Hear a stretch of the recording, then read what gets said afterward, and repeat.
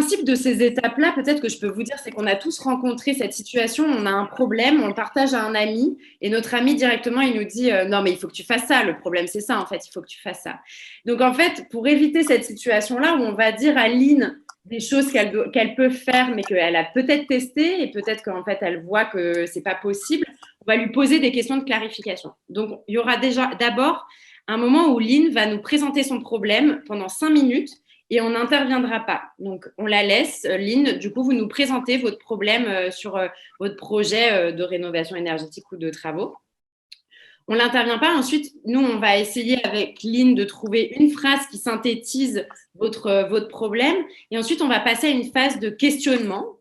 Donc, du coup, on va demander à Sarah, à Agnès, à Denis, à Lucille et moi, on va vous poser des questions, Lynn, pour mieux comprendre votre problème. Et ensuite, après cette deuxième phase, on va rentrer dans une troisième phase qui est la phase où, Lynn, vous couperez votre micro et nous, on parlera ensemble de conseils ou d'expériences qui nous sont arrivées et qui pourraient vous éclairer votre problème. Comme disait Lucille, on essaye à chaque fois, à chaque étape, d'avoir un regard assez compréhensif par rapport à la situation de Lynn. Voilà. Du coup, Lynn, ça vous va de commencer, de présenter pendant 5 minutes votre problème? Volontiers. Merci beaucoup. Je vous en prie. Donc, moi, je suis la présidente du conseil syndical d'une copropriété qui est située en banlieue de la région parisienne, dans une ville que tout le monde connaît, mais pas forcément avec une étiquette positive, puisque c'est situé à Sarcelles. Alors, ce sont des bâtiments qui ont été construits dans les années 1970, donc qui ont 50 ans, donc qui ont effectivement le besoin, il est, je dirais, assez évident. Le problème que je rencontre, donc il y a une espèce de consensus pour dire oui, il faut changer, il faut faire quelque chose. Par contre, cette copropriété est très hétérogène. Elle est hétérogène en termes de bâtiments, puisqu'il y a 2 grandes tours de 14 étages, mais il y a aussi des bâtiments de 7 étages, et qui sont considérés comme, au sein de la copropriété, comme un peu plus luxueux. Donc, ce n'est pas tout à fait la même population qui habite dans ces 2 parties de la copropriété. Et troisième élément à prendre en compte, c'est que dans cette copropriété, il y a, grosso modo, sur le nombre de millièmes, disons, à peu près 50% de copropriétaires résidents ou locataires, mais c'est pas HLM, et 50% de bureaux. On a énormément de bureaux qui sont détenus essentiellement par 3 gros copropriétaires qui louent leurs bureaux. Et donc, ces bureaux, évidemment, n'ont pas les mêmes besoins, ils n'ont pas droit aux mêmes aides financières. Et on s'est heurté depuis, on a essayé d'abord de commencer simplement, on est en zone aéroport de Paris, on a donc essayé simplement de faire le dossier de rénovation de double vitrage, disons, d'isolation phonique. Et bien sûr, comme les bureaux n'ont pas le droit à ces aides, on n'arrivait jamais à faire passer les votes. Donc, mon problème principal, c'est effectivement comment convaincre les bureaux qui n'ont pas les mêmes objectifs, les mêmes besoins, que de tenir compte quand même de la qualité de vie pour les copropriétaires, du fait que ça va quand même donner aussi de la valeur si l'ensemble de la copropriété est plus accueillante et en meilleur état, ça va valoriser aussi leur investissement des bureaux, mais pour l'instant, je n'ai pas trouvé les bons arguments. Autre élément, mais qui est mineur pour moi, je vous ai parlé de mon problème principal, c'est comment trouver un argumentaire qui puisse convaincre les bureaux. L'autre élément, c'est comment tenir compte, non pas convaincre, mais comment tenir compte de la population extrêmement multiculturelle que nous avons. Donc, dans certains bâtiments, il y a une grosse communauté juive qui n'a pas les mêmes besoins que les mêmes demandes, par exemple au point de vue des ascenseurs, des fermetures de portes, etc. Dans d'autres bâtiments, ce problème-là ne se pose pas. Donc, j'ai des demandes qui sont assez différentes bâtiment par bâtiment. Dans les réunions, savoir écouter et prendre en compte et ne pas porter de jugement et être très, très neutre par rapport aux différentes communautés. Mais je dirais que le principal problème pour moi, c'est quand même d'arriver à faire voter quelque chose qui est en faveur quelque part des copropriétaires et pas directement en faveur des bureaux. Super. Vous avez terminé la présentation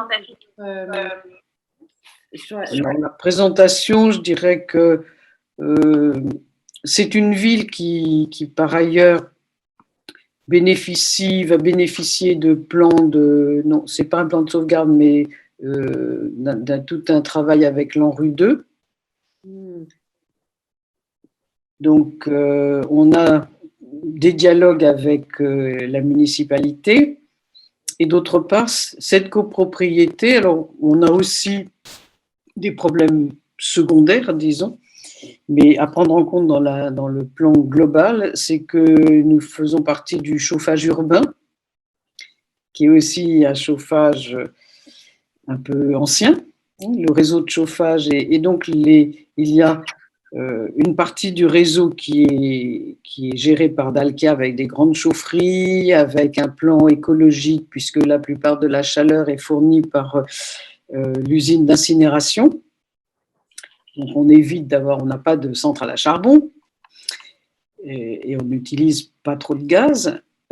Par contre, la distribution du chauffage dans les bâtiments s'arrête à l'entrée de la copropriété et ensuite les sous-stations de chauffage qui distribuent dans les appartements sont propriété de la copropriété et donc il y a effectivement un gros budget et de grosses économies d'énergie possibles si on rénove, si on a des circuits avec moins de déperdition de chaleur et si on isole les bâtiments.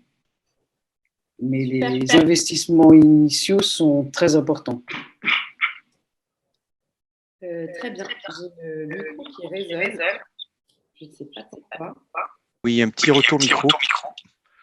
Peut-être ça vaut le coup de couper le micro et de le rouvrir. Est-ce que c'est bon pour vous là? Ah, c'est bon, j'ai eu peur. Je vous remercie, Lynn, pour cet exposé très clair de votre problème. En tout cas, on sent votre envie de créer collectif autour de ce projet de rénovation. Est-ce que ça vous irait si on résume votre problématique, en fait, votre demande au groupe d'aidants? J'aimerais que le groupe m'aide à travailler sur l'argumentaire et la mobilisation des bureaux et des différentes communautés présentes en fait dans la copropriété. Oui, tout à fait. Super, merci beaucoup. Alors, on va passer à la phase de questions. Donc, Sarah, Agnès, c'est bien vos prénoms? C'est bon? Ça vous va que je vous appelle par vos prénoms? Oui. Super. Oui. Du coup, on a 15 minutes en fait pour poser des questions à Lynn sur la situation de sa copropriété. Est-ce que vous avez déjà une question? Je vous ai vu prendre des notes. Est-ce qu'il y a déjà l'une de vous qui a une question à lui poser?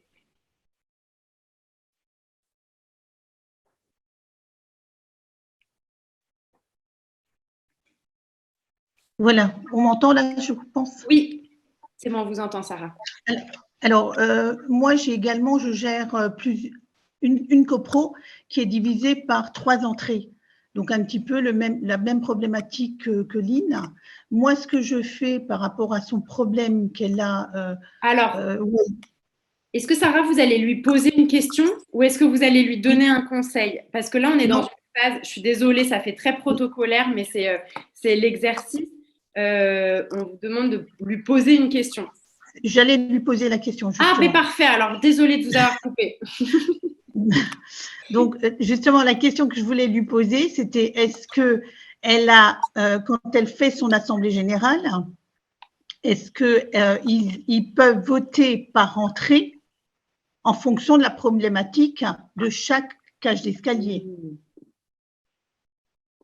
Est-ce que dans le règlement de copropriété, ils peuvent, c'est prévu pour ou pas, quoi? Voilà.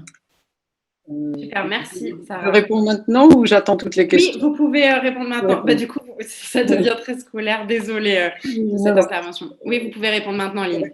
Donc, non, pour décider, par exemple, de faire un audit technique global ou les devis, après, peuvent être, lorsqu'on en sera là, peuvent être votés par bâtiment, mais le principe d'engager, par exemple, un projet de rénovation, de prendre, de financer l'audit technique global, ça, c'est tout le monde doit voter. Alors, je ne sais pas si je peux reprendre la parole. Oui, je vous en prie. En réalité, tout à l'heure, vous parliez d'un problème, par exemple, de fermeture de porte. Donc, c'était par rapport à ce genre de questions que je demandais si vous aviez la possibilité de faire par entrée et non globalement. Oui.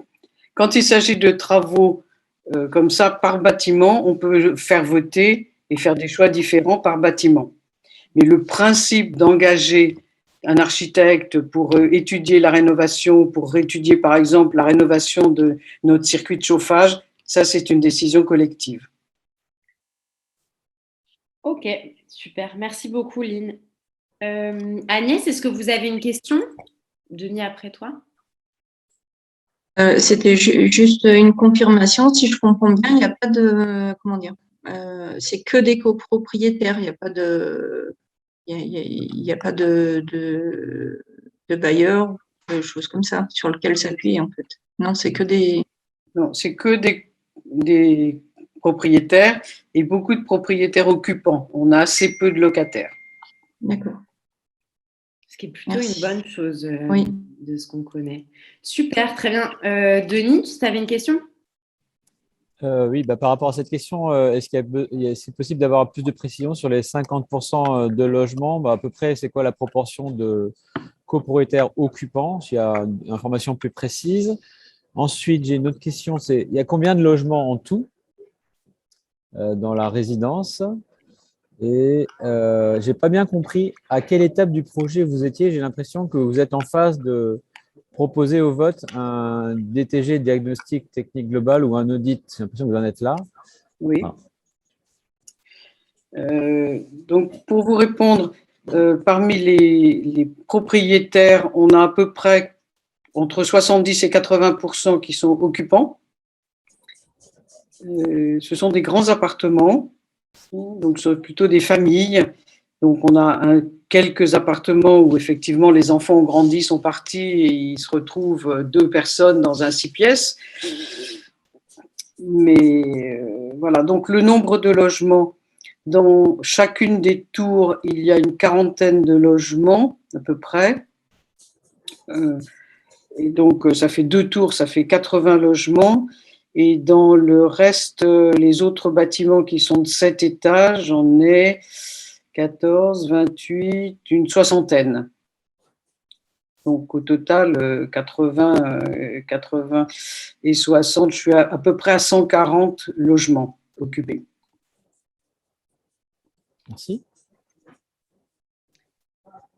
Et tu avais une autre question, Denis, c'était où est-ce que vous en êtes dans les votes? Oui, alors j'ai effectivement, ça fait, je vous dis, on avait commencé depuis au moins 5 ou 6 ans, mais autour uniquement du dossier aéroport de Paris, donc cette idée de rénovation circule, disons. En plus, juste à côté, il y a une autre copropriété qui, elle, a été longtemps en administration judiciaire et en plan de sauvegarde et qui vient enfin d'être complètement rénovée, qui est magnifique. Donc, ça crée aussi une stimulation. On me demande et nous, quand? Donc, normalement, notre prochaine AG est dans 10 jours.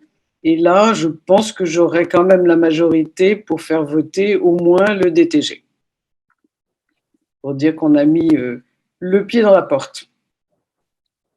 Du coup, vous êtes au vote du DTG. C'est quand l'Assemblée générale pour le vote? C'est le 16 novembre, donc bientôt. D'accord. Très bien. Moi, j'ai une question sur votre relation avec, avec les bureaux. Est-ce que vous connaissez les 3 propriétaires majoritaires? Est-ce en termes de tantième, enfin, je vois que vous connaissez bien votre copro, en termes de tantième, ils imposent enfin voilà, et s'ils votent contre le DTG, ça annule enfin, voilà, la majorité concernée. Enfin voilà. Des Non. questions sur. Alors, les 3 avec eux. Les 3 gros propriétaires de bureaux, ils sont tous les 3 dans le conseil syndical. Donc, je les ai sous la main. Et on travaille ensemble, mais on se chamaille aussi, hein, je veux dire, parce que, évidemment, quand on veut faire certains travaux, alors, un des sujets, par exemple, de nos chamailleries, c'est que la copropriété, le règlement de copropriété fait qu'on paye l'eau au millième, on n'a pas de compteur d'eau.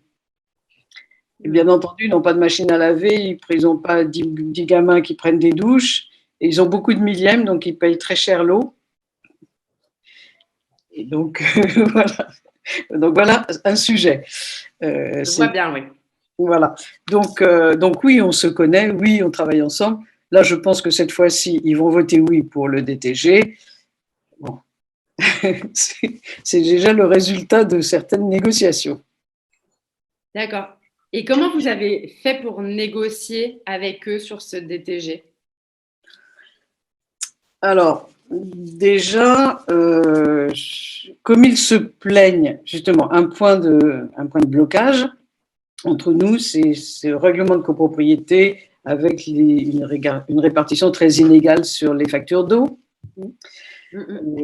Et donc, la négociation, ça a été de dire, bah, écoutez, on va remettre les choses à plat, donc on va aller chercher des subventions pour aller faire cette rénovation, et on en profitera pour réfléchir et pour faire réviser le règlement de copropriété.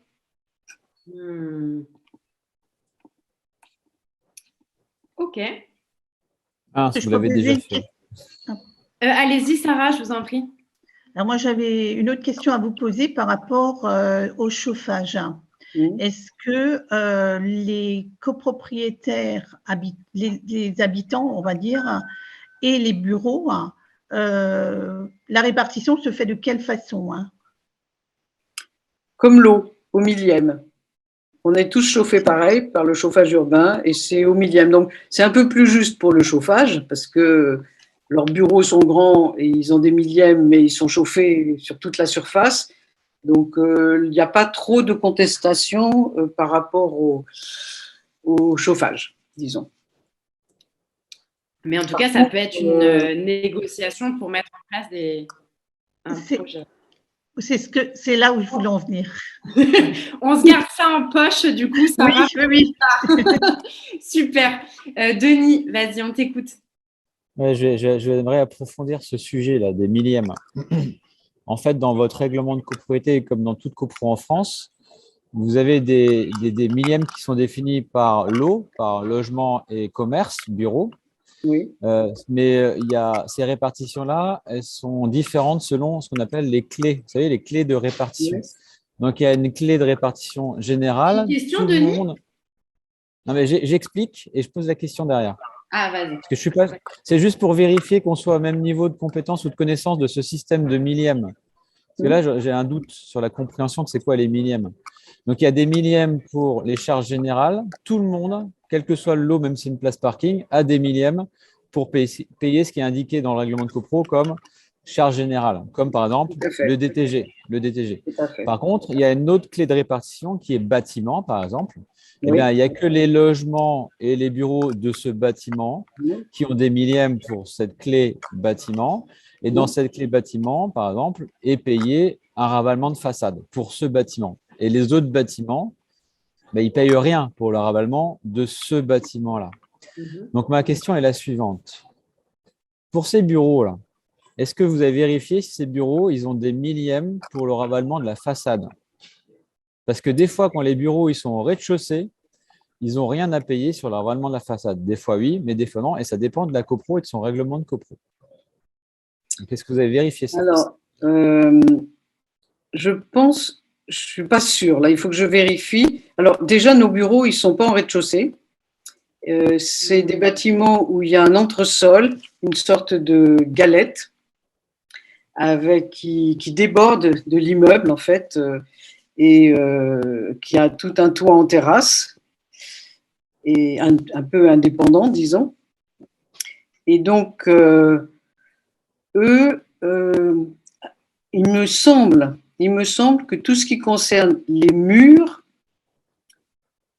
ce n'est pas par bâtiment. C'est-à-dire que si on a fait, je me réfère à ça parce qu'on a fait on avait tout un pignon d'un bâtiment où les joints, ça tenait plus, il y avait des infiltrations, donc on a fait refaire l'étanchéité du pignon de ce bâtiment, mais nous avons tous payé pour la réfection de ce pignon, et pas uniquement le bâtiment qui a été…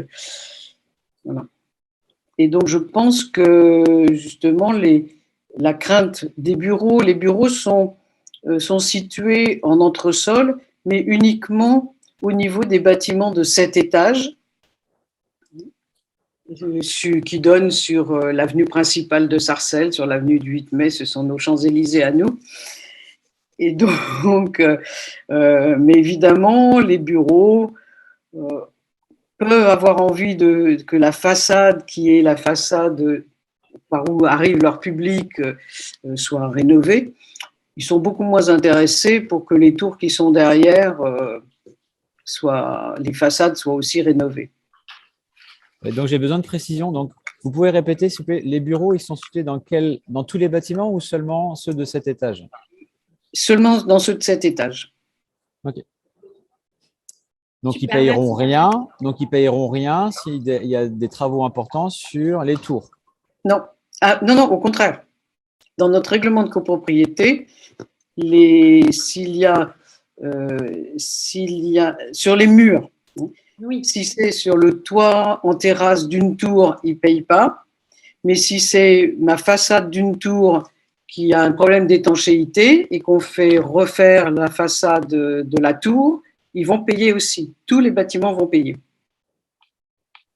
Je suis étonné. C'est comme règlement de copropriété, je sais, mais ça a été fait à l'époque par ICAD.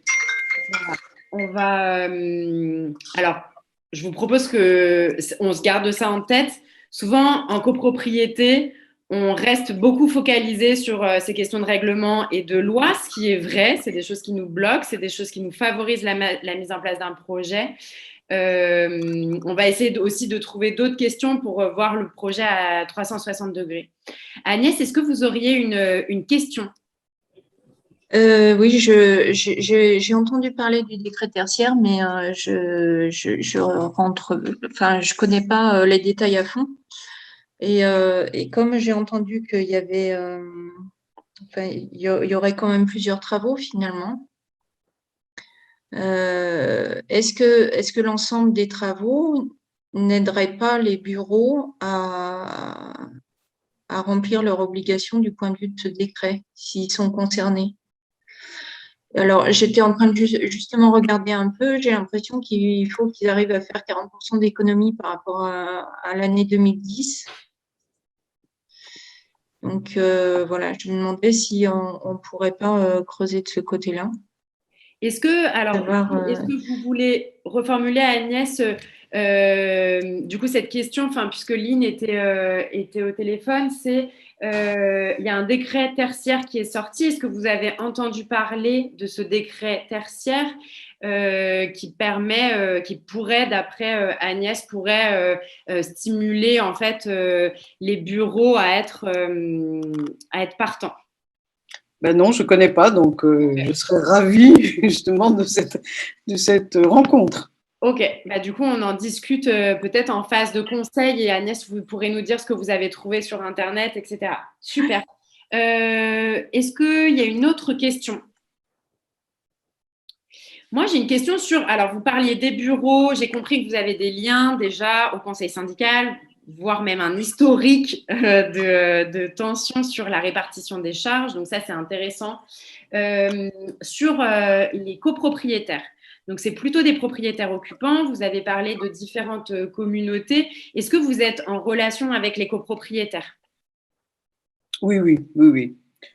Moi, j'habite sur place et j'habite sur place depuis 40 ans. Donc, quand je descends tous les jours, je suis retraitée maintenant, donc évidemment, quand je descends, quand je vais faire mes courses dans le quartier, je croise tout le monde. Et, oui. Ok.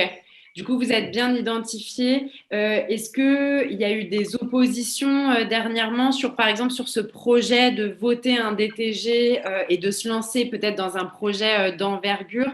Est-ce qu'il y a eu des oppositions, des incompréhensions jusqu'à présent ou vous arrivez à faire des réunions d'information? Vous avez une façon de communiquer avec les copropriétaires particulière? Alors, en fait, disons que l'opposition, c'est pas une opposition, ce sont des craintes. Ce sont des craintes financières, essentiellement. Donc, parce qu'il y a des gens qui sont habitants depuis longtemps, mais qui sont à la retraite ou éventuellement ont perdu un conjoint, qui sont toujours restés dans des grands appartements où les charges sont quand même relativement chères. Donc, ça, c'est un premier profil. Et l'autre profil, ce sont des couples plus jeunes qui sont juste endettés pour acheter, même si les appartements sont particulièrement bon marché sur Sarcelles par rapport à beaucoup d'autres villes. Mais néanmoins, ils ont pris leur crédit. Donc, c'est plus des craintes financières. Alors, le moyen de communiquer, outre le face-à-face quand on se croise, comme ça, j'ai établi quelques contacts dans chacune des communautés, parce qu'après les gens se retrouvent. Alors par exemple, il y a la communauté juive, ils se retrouvent à la synagogue, il y a la communauté des Pakistanais, des chrétiens d'Orient, et donc après eux se retrouvent entre eux et l'information circule, ils discutent, etc. Donc la stratégie, c'est pas de faire des réunions où il y a tout le monde, parce qu'il y en a aussi qui parlent pas français, ou enfin, c'est des cultures, et donc pour que ça dérape pas et que tout le monde parle à la fois, et c'est difficile hein, quand on est nombreux. En fait, j'ai essayé d'avoir 2 ou 3 personnes relais dans chaque communauté. Et dans le conseil syndical, on a systématiquement 2 personnes de chaque bâtiment, plus les représentants des bureaux. Donc, on est déjà un groupe, on est quand même 15 dans le conseil syndical. Donc, avec l'épidémie, on se fait régulièrement des Zooms. Voilà. Aussi parce que les gens des bureaux, ils n'habitent pas sur place, eux. Donc, les autres, on fait des réunions le soir. Et par rapport à ça, votre fonctionnement pour faire voter en AG des résolutions, des petits travaux ou des choses, comment ça se passe? Comment vous organisez au conseil syndical vis-à-vis des autres copropriétaires qui vont voter? Et en règle générale, comment vous êtes suivi, comment vous êtes écouté, entendu par les votants, par les copropriétaires qui votent? Est-ce que vous êtes suivi tout le temps ou c'est souvent des débats? Il y a assez peu de débats pendant l'AG parce que les débats se font plutôt avant. On essaie d'organiser une mini AG bâtiment par bâtiment parce qu'il y a beaucoup de gens qui ne veulent pas venir en AG. Et donc, en fait, ils donnent des pouvoirs ou ils remplissent le papier par correspondance. Et donc, les décisions se font un peu en amont, essentiellement bâtiment par bâtiment. Mais c'est du boulot. Ah ben, c'est une super bonne pratique, là. Moi, je suis incroyable. Ce que vous faites, c'est juste génial. Ouais, je suis d'accord. Merci beaucoup, Lynn. Je ne sais pas si on va pouvoir vous aider. Je sais pas si on va pouvoir Ça me fait chaud au cœur, hein, vraiment. Et du coup, J'ai une question. On n'a pas du tout parlé du syndic.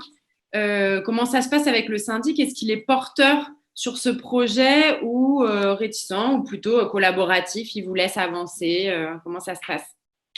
Alors, le syndic, c'est un petit syndic qui habite dans notre quartier, donc qu'on connaît bien. Donc, il n'est pas du tout opposant. Simplement, je veux dire, on ne peut pas non plus dire qu'il soit moteur parce qu'il a un peu trop de boulot déjà et qu'il n'a peut-être sans doute pas ni l'expérience ni peut-être pas la stature pour nous aider beaucoup. Mais enfin, bon, par contre, il n'est pas du tout opposant. Super. Je fais un dernier tour de table. Sarah, Agnès, est-ce que vous avez une question pour Lynn? Non, moi, j'en ai plus. Ok. Agnès? Je t'ai vu. Non, pas spécialement, non. Ok, merci Agnès. Et Denis, par contre, je t'ai vu, t'en as une. Je vous ai entendu dire on paye des charges chères. C'est combien? Combien d'euros? Alors, combien d'euros? Alors, je vais vous dire. Par logement. Par logement. Moi, j'ai un logement de 100 mètres carrés. Pour vous donner une idée, c'est un F5 de 103 mètres carrés, je crois. Je suis au 9e étage, donc il y a des ascenseurs. J'ai 2 places de parking en sous-sol, plus une cave. Donc, vous additionnez tout ça et je paye comme charge. Alors, j'ai l'eau froide, l'eau chaude, le chauffage inclus et une gardienne d'immeuble. Et je paye 400 € par trimestre. Merci. C'est en effet cher. Effectivement. Et on comprend mieux pourquoi vous disiez, vous parliez des habitants avec des profils et des trajectoires différentes, et notamment habitants anciens, âgés, avec perte de conjoint, où ça peut forcément bloquer de rajouter charge plus des travaux, ou en tout cas ne serait-ce que l'audit et le DTG. Super, merci beaucoup Lynn. Alors là, on va passer à la 3e étape, qui est étape. Pardon, un tout petit complément d'information sur les charges. Là. Justement, une des motivations, c'est quand même d'essayer de rénover les pertes d'énergie, parce que sur notre budget de la copropriété qui est de 900 000 €, on a quand même 320 000 de chauffage.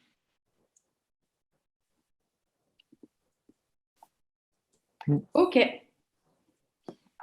Alors, on passe à cette 3e étape, qui est l'étape où Lynn, on va vous demander de fermer le micro. Super. Et on va discuter ensemble, Sarah, Agnès, Denis, Lucille et moi, sur qu'est-ce qui pourrait être mis en place par Lynn. Alors, bien entendu, on n'est pas à sa place. Il y a des choses qu'on n'a sans doute pas vues là en quelques questions. C'est faire des propositions d'action à partir de choses que vous avez pu voir ou imaginer, et lui faire ces propositions d'aide. Je sais que Sarah, vous avez une idée en tête. Agnès, vous vouliez parler du décret tertiaire et voir si vous aviez trouvé des informations. Je laisse ouvert. Qui veut prendre la main? Moi, je veux bien. Je vais peut-être devoir vous quitter un peu plus tôt parce que j'ai un petit souci là où je suis. Ce que je voulais lui proposer à Lynn, c'est que peut-être l'argument, c'est de dire effectivement, s'ils font le ravalement de façade, qui changent leurs fenêtres, du coup, vous allez consommer moins. Et peut-être qu'en leur proposant de mettre dans leur sous-station des compteurs dans chaque bâtiment, du coup, ils consommeront moins et ils auront… Puisqu'en réalité, c'est vrai que le poste chauffage, c'est le poste, je pense, pour tout le monde, le plus important. Et donc, c'est peut-être un argument sur lequel vous devriez travailler en faisant des calculs avant votre réunion pour pouvoir justement argumenter en disant que, même s'ils n'ont pas des subventions, ils pourraient peut-être quand même économiser de l'argent sur le poste chauffage. Voilà. Et ensuite, j'en profite vite parce que comme j'ai dit, je vais devoir sans doute vous quitter avant et c'est un peu dommage. Au niveau de la consommation d'eau, je crois qu'il y a pareil un décret qui est sorti où maintenant ça va être une obligation, il me semble. Enfin, je l'ai reçu, mais j'ai pas eu le temps de le lire parce que nous-mêmes, au niveau du chauffage et de l'eau, c'est devenu une obligation de mettre des répartiteurs, puisque à partir de, je crois, de l'année prochaine, on sera obligé de pouvoir répondre mensuellement aux consommations de chaque lot. Voilà, c'est quelques arguments que j'avais à proposer à Aline. Ok, merci beaucoup, Sarah. Est-ce que Agnès, vous vouliez rebondir ou apporter des informations? Alors non, juste donc c'est ce que je disais tout à l'heure, parce que j'ai pas trouvé non plus énormément de choses sur Internet, sur le décret tertiaire, à part que du moment que les bureaux font plus de 1000 mètres carrés, donc j'imagine que c'est le cas. Il faut que d'ici 2030, ils arrivent à faire une réduction de 40% de l'énergie finale par rapport à 2010. Ouais, donc c'est un calcul à faire pour savoir si effectivement l'isolation par les fenêtres, les travaux qu'on pourrait effectuer sur la distribution du chauffage et tout ça peuvent amener à cette réduction de consommation, quoi. Ouais, on sent que du coup, dans l'argumentaire. Déjà, ouais. Pardon. Moi-même, dans ma résidence, j'ai du tertiaire et des habitations. Et donc, on a procédé à la première étape du ravalement de façade. On s'est fait accompagner, on va dire, d'une société.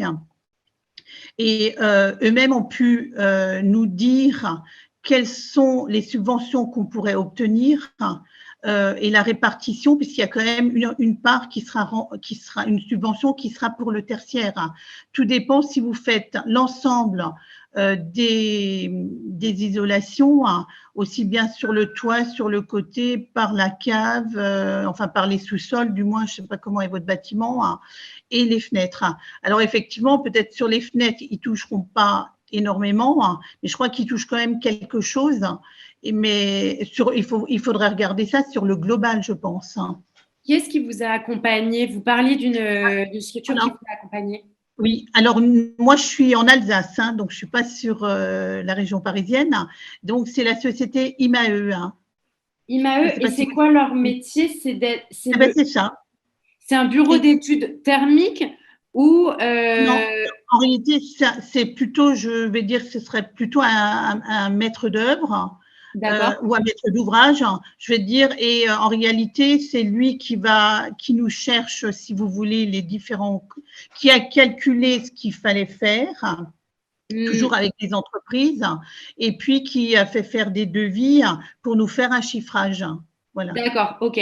Donc, en fait, du coup, c'est plus rôle de maître d'œuvre d'un point de vue technique qui a fait différents scénarios ou en tout cas qui vous a présenté les travaux qui pourraient être faits en chiffrant en face ces travaux-là et qui vous a dit déjà, qui vous a orienté sur les différentes subventions que les différents profils de copropriétaires pourraient avoir. Enfin, voilà, pourrait obtenir. Ça marche. D'ailleurs, il nous avait même dit qu'il fallait faire une isolation, une ventilation, mais quand on s'est rendu compte que l'investissement de la ventilation par rapport aux subventions qu'on pourrait toucher et le delta qui resterait à la charge des copropriétaires, c'était pas rentable, quoi. Alors, j'interviens immédiatement sur ce sujet précis. Allez-y, je vous écoute. La ventilation n'est légalement pas obligatoire. Elle n'est pas rentable au niveau économique puisqu'on ne gagne rien au niveau énergétique et consommation de chauffage, ou peut-être 5% dans certains cas maximum. Mais généralement, on ne gagne rien, on ne perd rien. C'est qu'un coût. Mais par contre, le fait d'isoler et de changer les fenêtres, passer un double vitrage, on rend hermétique quasiment le bâtiment et le logement. Et donc, si les entreprises, avec le maître d'œuvre, ne veillent pas à assurer qu'il y ait une ventilation régulière par l'amélioration du ventilation, sans parler de VMC qui est coûteuse et chère et uniquement utilisée dans le cas de bâtiments neufs, mais on parle plutôt de ventilation naturelle hybride. C'est un système plus adapté aux rénovations.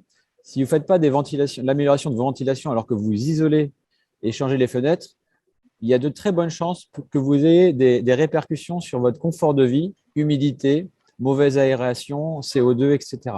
Donc, en effet, la ventilation, c'est pas le mettre pour une rentabilité. Il n'y a pas de gain derrière. Il y a peu de subventions dessus. Il y en a un petit peu, mais il y a peu de subventions. Mais en tout cas, si vous faites la rénovation énergétique de votre bâtiment, vous l'isolez comme un caouet, vous allez vous enfermer dedans et vous risquez d'avoir des problèmes d'humidité et d'aération pour bien respirer. Ok, super. Merci Denis de cette précision. J'ai peur que du coup on rentre dans un sujet sur la ventilation. Je vous invite du coup à en discuter en dehors. Ça aurait été tellement mieux de se voir en vrai. Vous auriez pu aller prendre Denis et lui poser plein de questions. Mais du coup, on va rester sur le sujet qui intéresse Lynn, même si j'imagine, j'ai vu Lynn prendre des notes sur la question de ventilation, donc ça se peut que ça l'intéresse aussi. Mais on va rester sur la problématique qu'elle nous a demandé de traiter. Manon, je me suis permis parce que ça, c'est un sujet que les concitoyens ne connaissent pas très bien et il y en a qui en ont fait les frais il y a quelques années. Donc, je sais qu'il y a 19 personnes qui nous entendent. Donc, la ventilation, c'est la respiration du bâtiment et de ses occupants. Ouais, tout à fait. Donc, en tout cas, on parlait du coup, en fait, de beaucoup de calculs. Enfin, on se disait, pourquoi pas, pour convaincre les bureaux de faire des calculs de rentabilité pour eux, d'imaginer quelles subventions ils peuvent avoir en fonction des travaux. Alors, parce que moi, je me dis, bon, Lynn, peut-être qu'elle n'est pas totalement spécialiste de ces calculs économiques de rentabilité. Enfin, bon, en tout cas, moi, je ne le saurais pas. Du coup, qui on pourrait contacter, en fait, qui elle pourrait contacter pour permettre de faire ce travail-là. Donc, bon, j'ai noté quand même que l'Assemblée générale, c'est bientôt, mais en tout cas, qu'ils puissent lui donner quelques informations qui soient vérifiables, en fait. Est-ce que Sarah, Agnès, vous êtes en contact avec… Disons qu'il faudrait peut-être qu'ils prennent contact, justement, s'ils veulent faire un ravalement de façade. Je pense qu'il y a une étude qui doit être faite en amont, hein. Je veux dire, pour pouvoir proposer, parce que je crois qu'il y a 3 phases, hein, il me semble, quand on veut faire un ravalement de façade. Donc, justement, nous, dans la première phase où on était, on a voté, c'est vrai que c'était un budget de, je crois, 60 000 €, hein, où on avait justement toutes ces études qui étaient faites, hein, et les aides qu'on pouvait avoir. Alors, c'est vrai que nous, on a aussi été aidés par le conseil départemental, hein, je crois, ou régional, enfin un des deux, hein, et donc, c'est eux qui nous ont donné, on avait une réunion, hein, et c'est eux qui nous ont donné justement ces sources d'informations sur les subventions que le département, la région et la mairie peuvent nous donner. Après, la mairie, en fonction de où on est situé, on peut avoir plus d'aide que, voilà, après, je ne connais pas Sarcelles, je le dis honnêtement, donc je ne sais pas du tout si en allant voir la mairie, vous pouvez aussi obtenir des aides, quoi, hein. Mais peut-être se faire accompagner par un organisme, je pense que sur Paris, ça doit exister, hein. Oui. En fait, les informations sur les subventions, vous devriez l'avoir si vous prenez un bon prestataire qui sait faire son travail de diagnostic technique global, DTG. Voilà. Dans le DTG, oui, ça sera normalement communiqué. Vous aurez cette clarification sur les subventions. Sur les différentes phases des travaux, comment on fait un ravalement avec ou sans isolation, etc. Pareil, normalement, votre prestataire qui va faire le DTG devrait vous expliquer…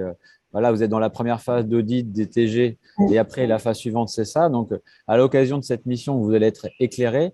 Moi, j'ai juste envie de vous dire, Lynn, vous êtes déjà super organisé. Vous avez fait déjà beaucoup de choses. Vous êtes en bonne voie. J'entends plus de l'inquiétude ou de la recherche de solutions pour tout mettre en œuvre pour assurer l'avancement et la réussite de ce projet-là. Et je serais plutôt à vous dire déjà… à court terme, là maintenant, tout de suite, d'ici 10 jours, qu'est-ce que vous pourriez faire pour vraiment assurer que le DTG soit voté? Parce qu'une fois que le DTG sera voté, là, vous aurez déjà plus de temps, vous serez accompagné, voilà, par votre prestataire que vous aurez voté et que vous allez payer. Vous allez avoir des clarifications pendant cette phase de DTG qui est assez longue, hein, si vous avez 6 mois de respiration. Et en effet, par rapport à ce que disait Sarah à l'instant, le service public, au-delà d'aller voir les communes, etc., ça va être long et fastidieux pour vous. Avec votre prestataire DTG, allez voir ou inviter les conseillers faire de votre département ou votre agglomération.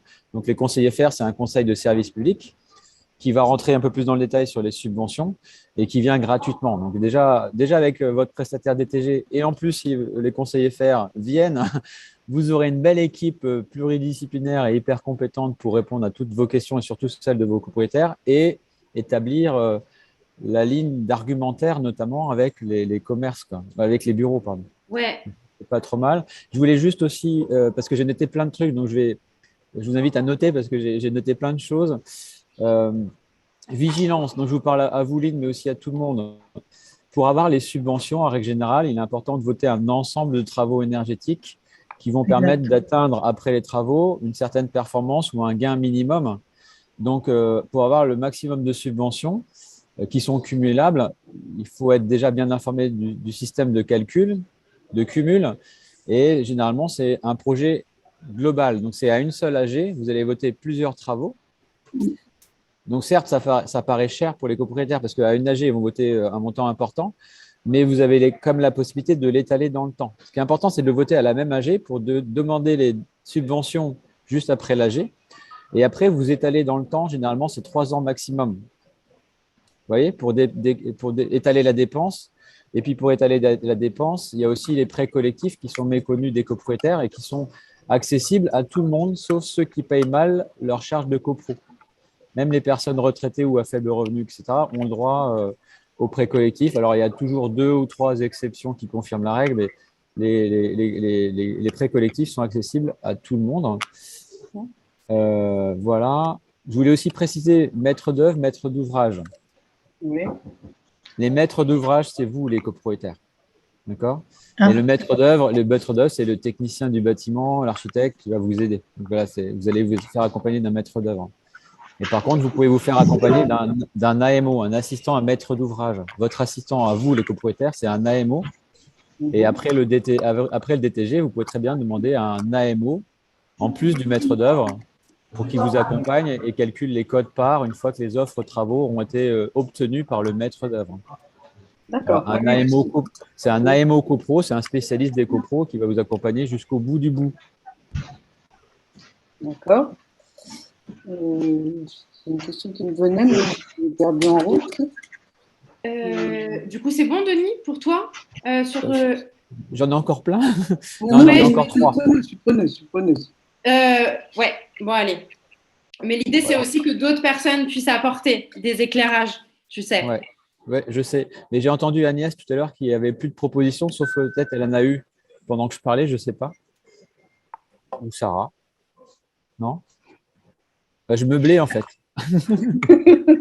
Vas-y, je te laisse continuer et ensuite on va refaire un tour du coup de… Ouais. Alors, juste peut-être avant que Denis reprenne la parole, je voulais juste aussi dire à Lynn que le fait qu'elle propose sur l'ensemble, on va dire, de l'isolation globale et qu'elle fasse la répartition, enfin, ou le syndic, par lot, je veux dire, souvent, ça effraie moins les gens. Parce que si on dit, par exemple, par mois de mon budget, il était de plus de 2 millions d'euros. Bien sûr, si on arrive en Assemblée générale en disant que c'est 2 millions d'euros, voilà.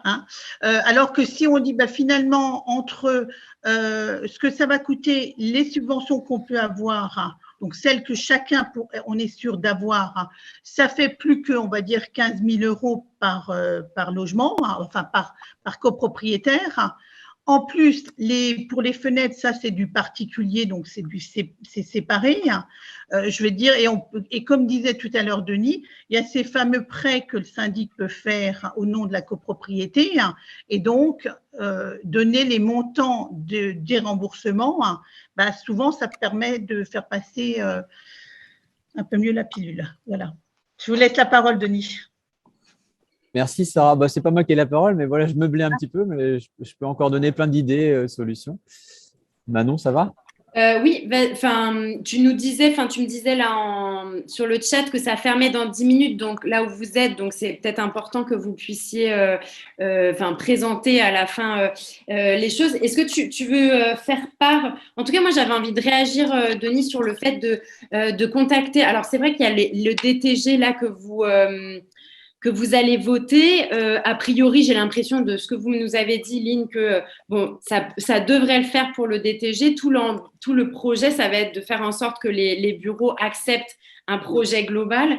Moi, j'aime bien cette proposition de Denis de faire appel à des experts extérieurs parce que déjà, c'est des professionnels. Et professionnels qui parlent à un professionnel, ça n'a pas le même poids et vous, ça vous permet en fait de mettre de côté en fait, votre impulsion qui est géniale, etc. Donc, du coup, effectivement, de contacter le réseau FAIR, je me demande comment ça va être cumulable avec le dispositif public qui est en train de potentiellement se mettre en place sur la copropriété de Lynn dans le cadre du projet de renouvellement urbain. Mais en tout cas, ça se peut qu'ils se connaissent et donc, du coup, bien sûr, j'imagine le réseau FAIR connaît la métropole qui aide sur le projet de renouvellement urbain.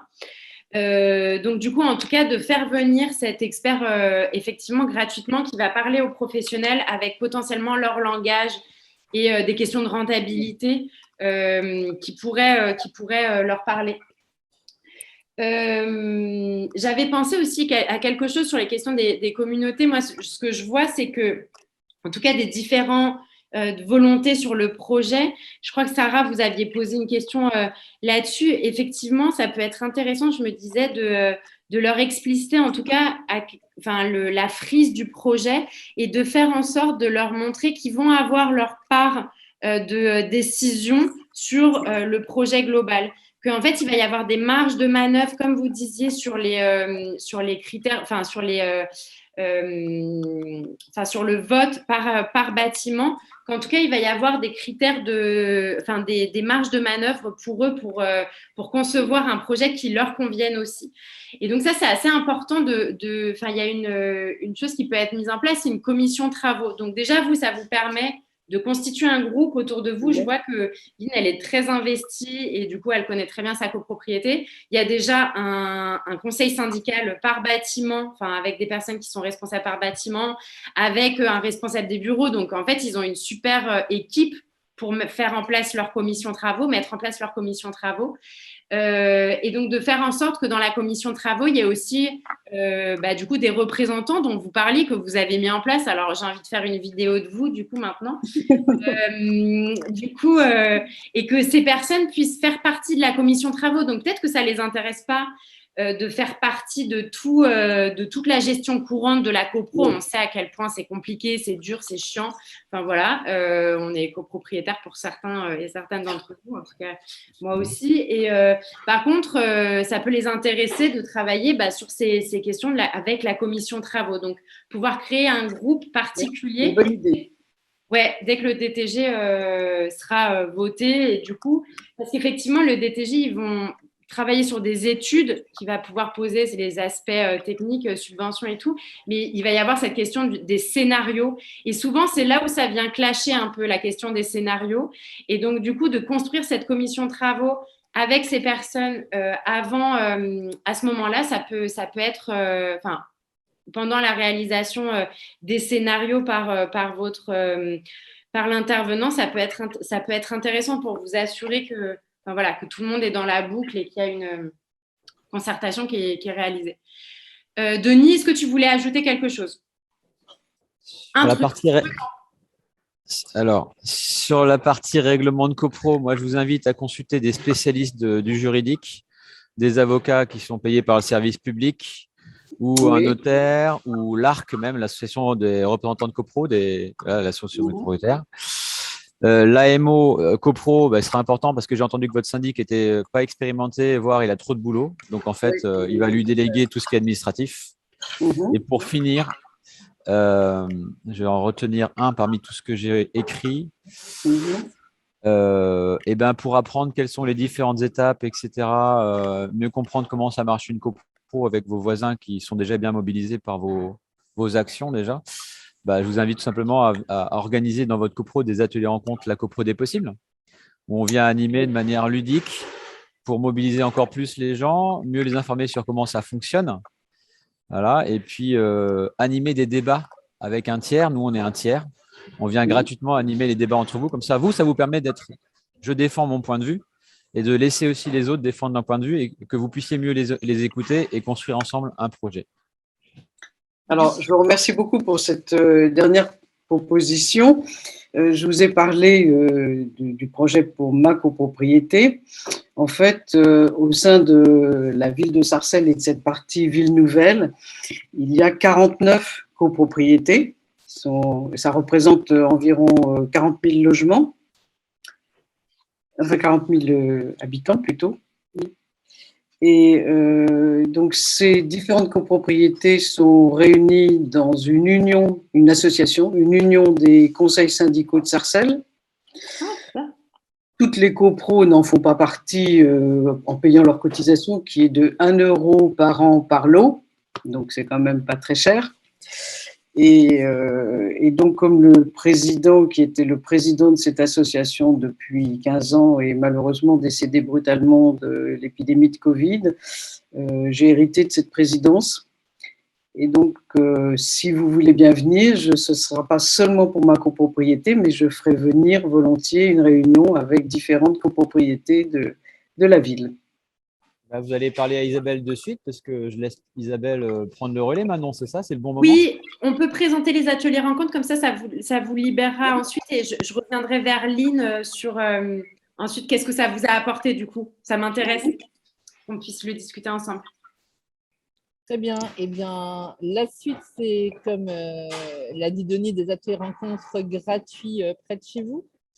Donc, ces ateliers rencontres sont des ateliers rencontres qu'on organise avec 2 formateurs et qui permettent aux copropriétaires d'une copropriété ou de plusieurs copropriétés de se rencontrer et d'échanger comme vous l'avez fait en présentiel. Isabelle, peut-être mettre le micro devant ton… D'accord. Pardon. Oui, c'est mieux. J'ai une voix qui porte, mais il y a beaucoup de bruit. Oui, donc, ces ateliers rencontres vous permettent de vous rencontrer entre copropriétaires, soit d'une même copropriété, soit de différentes copropriétés. Je vais demander la diapo suivante, par contre, s'il vous plaît. Voilà. Et donc, c'est un atelier de 3 heures qu'on anime soit le soir, soit le samedi matin. Il est animé par 2 formateurs qu'on appelle des formats coach formés. Pendant cet atelier, déjà pour créer une certaine convivialité, puis réviser en même temps ses connaissances techniques, juridiques, financières, on commence par un jeu qui a été créé par la Copro des Possibles, qui est une sorte de trivial poursuite sur la copropriété. Et là, ça permet de façon ludique que les personnes déjà prennent contact entre elles, que ça crée des liens, voilà, une certaine ambiance qui est propice à autre chose. Et pendant l'autre partie, les formateurs ont les outils relationnels nécessaires pour animer des réunions de copropriété, faire en sorte que tout le monde s'écoute et que ça se passe bien et qu'on arrive à une certaine cohésion. Et à la fin, ils repartent avec un plan d'action sur ce qu'ils ont à faire. Donc là, on va passer plutôt 2 heures après à parler d'une AG fictive en jeu de rôle. L'AG fictive, ça va être un sujet qui va être choisi par les copropriétaires présents. Ou alors, on peut aussi faire une pré-AG qui va parler des résolutions pour une seule copropriété, des résolutions qu'on va voter pour la prochaine AG. Là, ce qui est bien, c'est que tout le monde repart avec… D'abord, vous repartez avec un plan d'action à réaliser. Vous repartez aussi avec la liste des questions-réponses, la frise de la rénovation énergétique qui vous explique les grandes phases de la rénovation énergétique qui vous permettent de bien la comprendre sans en être un spécialiste. Un cahier de ressources et un rendez-vous pour des suivis coaching collectifs. Pourquoi ces suivis coaching? C'est que vous allez partir avec votre plan d'action. Quand vous allez le mettre en route, vous aurez peut-être des freins ou des obstacles. Et à ce moment-là, vous avez le droit d'appeler un ami qui est votre formateur, un coup de fil à un ami qui va durer une quarantaine de minutes. Et là, vous allez pouvoir dire, j'ai avancé, mais là, voilà où je me trouve. Et là, il va vous débloquer, vous allez repartir et revenir au fur et à mesure comme ça. Et vous pourrez faire comme ça 3 suivis coaching de suite. Donc, Lynn, c'est ça, je vous invite, qui êtes à Sarcelles, écoutez, je vais prendre vos coordonnées et je demanderai à un formateur de votre secteur de vous rappeler pour organiser cette atelier rencontre qui doit avoir lieu par contre avant fin décembre. Alors, c'est vrai que c'est un petit peu speed parce qu'à fin décembre, nous ne serons plus financés par les C2E. Aujourd'hui, c'est gratuit parce que nous sommes financés par les C2E. Mais si vous, sur Sarcelles, et comme vous avez, si j'ai bien compris, une union des conseils syndicaux de Sarcelles, alors il n'y a pas mieux. Ce qu'il faut, c'est déjà prévoir une date. Donc, nous, en général, c'est soit le soir entre 18h30 et 21h30, soit le samedi matin de 9h à midi. Voilà, ce ne sera pas le samedi parce que la communauté juive, c'est Shabbat. Très bien, parfait. Pour d'autres, c'est aussi le jour du marché où tout le monde va au marché. Donc, nous respectons tout à fait tous ces points de vue. Ce sera plutôt en soirée, oui. D'accord, plutôt en soirée. Je vais demander à quelqu'un de vous rappeler pour plutôt en soirée, pour que vous puissiez l'organiser et après aussi qu'on puisse ou nous-mêmes aller communiquer dans les copropriétés sur l'événement ou que vous fassiez vous-même. Mais on peut aussi aller mettre des affiches. Bon, si les copropriétés ne sont pas très éloignées, peut-être dans la vôtre. Non, c'est tout dans un quartier qu'on peut faire à pied. D'accord, ok, il n'y a pas de souci. Donc à ce moment-là, c'est faire des affiches. C'est 10 minutes en tram pour aller d'un bout à l'autre. Voilà, et bien sûr, je parle à Lynn et je parle à tous ceux qui ont participé et tous ceux qui sont en ligne en ce moment. C'est que si vous pouvez nous appeler pour qu'on… Déjà, vous pouvez consulter, si on passe cette page, vous pouvez consulter sur notre site par région. On remontera à cette… Peut-être que là, voilà, je remonterai après la page pour avoir le numéro de téléphone, mais sur notre site, vous pouvez très bien dire je suis copropriétaire, je veux m'inscrire à un atelier rencontre. Là, vous cliquez sur la carte de France et vous verrez tous les ateliers rencontres qui sont programmés. Si en ce moment, il y a des personnes qui sont d'Angers, Lyon ou Nantes, je vous invite à nous appeler parce que le 20 novembre, le 25 et le 26 novembre, on fait aussi un grand événement dans chaque région en présentiel. Donc, à ce moment-là, vous pourrez nous appeler. On va remonter pour avoir notre numéro de téléphone. Et là, vous pouvez vous inscrire directement à une télérencontre. Si vous ne le trouvez pas et que vous voulez le faire pour votre propre copropriété, on va remonter à la diapo précédente. Je ne suis pas dans l'ordre, c'est la fin du salon de la copro, il y avait beaucoup de monde, donc je suis dans le désordre. Et là, donc, vous avez le numéro de téléphone de la copro des possibles, le numéro de téléphone direct, le mail pour nous contacter et puis le site internet. Et vous avez moi-même mes coordonnées mail, mais si vous passez par contact, je serai au courant quand même. Voilà. On me dira tout. Voilà. Je vous remercie tous. Donc, je remercie déjà l'échappée des copros, Manon et Lucille, pour leurs prestations qui, au fil du temps, plus on en fait, plus on aimerait en faire. Mais voilà, ça s'arrêtera un jour. Et je remercie Xavier pour avoir animé. Et je remercie aussi ces 3 femmes copropriétaires que j'ai vues tout à l'heure qui ont dû témoigner. Moi, je n'ai pas pu assister à tout, mais qui ont dû témoigner et échanger entre elles. Donc, c'est très bien. Et tous ceux qui sont en ligne, voilà, nous sommes à votre disposition pour organiser cette rencontre et répondre à vos questions. Voilà, merci. Merci Isabelle et Denis. On vous laisse du coup partir du salon de la copropriété parce qu'apparemment vous étiez chassés. Merci beaucoup à vous. Moi, j'aime bien conclure cette animation en demandant aux participants et aux participantes, là cette fois-ci, Lynn, avec quoi vous repartez après cet exercice? Et puis Sarah aussi, ça m'intéresserait de savoir, parce que vous vous demandiez si vous alliez partir sur un projet, donc j'aimerais bien savoir si ça vous a motivé. On vous écoute, Lynn, peut-être en premier? Alors moi, déjà, ça m'a réconfortée parce que c'est vrai que c'est un petit peu lourd de porter, même si je le fais volontiers, mais de porter ma copro plus maintenant l'union de toutes les copros. Et donc, je repars avec un élément très positif, c'est d'organiser très prochainement un atelier. Et donc, il y aura quelque chose de bien visible et qui, je pense, va pouvoir motiver plus de gens. Donc, d'avance, merci Isabelle. Et merci aussi à tous ceux qui m'ont donné de bons conseils. Merci beaucoup, Lynn, en tout cas. Et Sarah, du coup, pour vous, qu'est-ce que ça vous a apporté, cette expérience? Avec quoi vous repartez? Alors, ça me remotive un petit peu, mais bon, je suis un petit peu comme Lynn. Je veux dire, je suis seule. Bon, moi, je suis syndic non professionnel, c'est encore différent. Hein, mais je veux dire, je suis seule à à chercher les infos, à trouver les solutions, à tout faire. Puisque je suis, comme je le disais, je suis syndic non professionnel, donc en réalité, je fais la gestion, je fais le gendarme, je fais les charges, je fais tout. Hein. Et donc, c'est vrai que ce projet-là, on l'avait démarré avant le Covid. Hein, et après, bah, disons qu'avec le Covid, on a tout stoppé. Hein, et on va avoir une assemblée générale là cette année en présentiel. Donc, c'est un petit peu aussi difficile aux gens, je veux dire, de se lancer dans des coûts qui sont assez importants, quoi. Hein. Donc, mais c'est vrai que vu les échanges qu'on a eus, hein, je pense que je vais m'y remettre et puis peut-être pour présenter au printemps ou l'année prochaine la suite du projet, quoi. Bah, super. Et Isabelle, est-ce qu'il y a des formats coach en Alsace? Alors, non, mais on peut faire du virtuel. Ah oui, avec plaisir. En Alsace. Moi, je voudrais bien qu'on en ait un, parce que j'adore l'Alsace, mais on n'en a pas. Voilà, ça a été un peu dans notre recrutement, ça s'est passé comme ça, hein, tout simplement.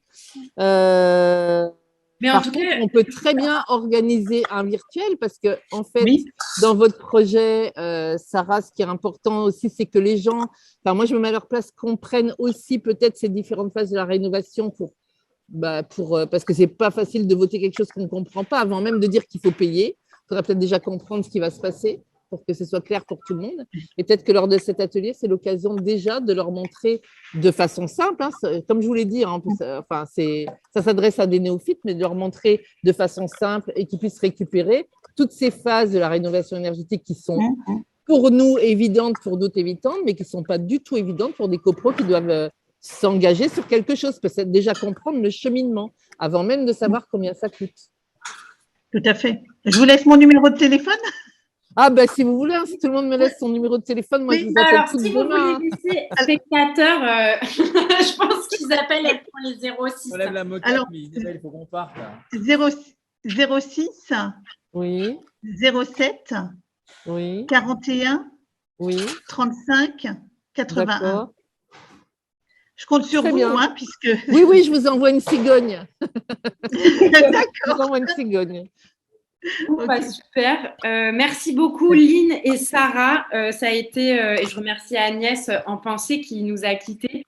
Mais merci beaucoup pour votre témoignage, pour votre enthousiasme, pour vos inspirations de mise en pratique.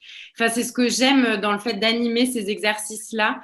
C'est à la fois les inspirations, mais aussi les entraides et de sentir l'entraide entre des copropriétaires qui me disent c'est un peu lourd, parce que je reprends vos termes, hein, c'est un peu lourd, je me sens très seule. Enfin voilà, moi, ça me fait quelque chose qui me donne envie de continuer, en fait, et où je me rends compte que c'est nécessaire, ces espaces-là. Et j'imagine que Lynn, vous êtes d'accord, parce qu'en étant présidente de l'Union des conseils syndicaux de Sarcelles, j'imagine que vous partagez le même constat que moi et les mêmes envies de partage.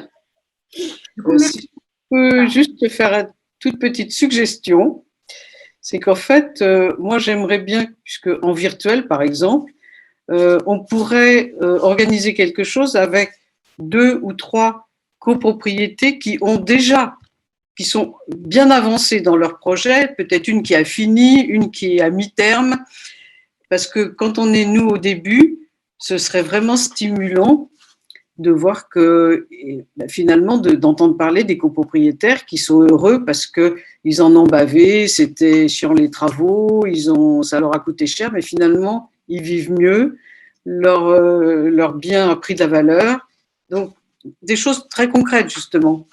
Oui. Des témoignages de terrain, et donc ça c'est facile de faire, enfin facile non, mais vous prenez une copro, je sais pas, une à Bordeaux, une en Alsace, une région parisienne. On va penser à ça. En tout cas, le témoignage que je vous ai montré, du coup, en tout début, c'est vrai qu'il s'est passé tellement de choses depuis que j'ai l'impression que c'était hier. Mais du coup, à Montataire de Patrick, effectivement, en tout cas, c'est une super idée. Voilà, de se dire que vous pouvez avoir des témoignages de copropriété à différents moments du projet, différentes typologies aussi. Là, ce qu'on entend quand même, c'est les questions de bâtiment, c'est les questions de est-ce qu'il y a du tertiaire, est-ce qu'il y a du bureau ou pas du bureau. Moi, je suis très partante. Nous, on a une collègue qui est en Île-de-France. Nous, on est basé à Toulouse avec Lucine, mais on a une collègue, Camille, qui est en Île-de-France et qui serait ravie, en tout cas, de pouvoir en discuter avec vous et peut-être d'organiser. Je sais qu'elle est en contact avec la métropole de Sarcelles pour intervenir à Sarcelles. Donc, si vous me permettez, je voudrais bien vous mettre en vous lui donnez mon numéro de téléphone. Voilà, c'est ça. Peut-être qu'elle pourra identifier des copropriétés avec différents stades. En tout cas, le réseau FER, c'est sûr, pourra lui indiquer. Mais je vous remercie. Je vous en prie. Au revoir.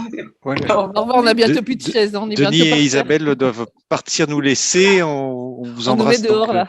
C'est la on fin. vous remercie, Denis et Isabelle. Manon, Au revoir, merci. À bientôt. On vous laisse couper tranquillement. C'était un grand plaisir de vous avoir avec nous et d'avoir monté ces webinaires. C'était le 3e d'ailleurs qu'on faisait, Manon, Lucille, avec chaque fois des cas particuliers.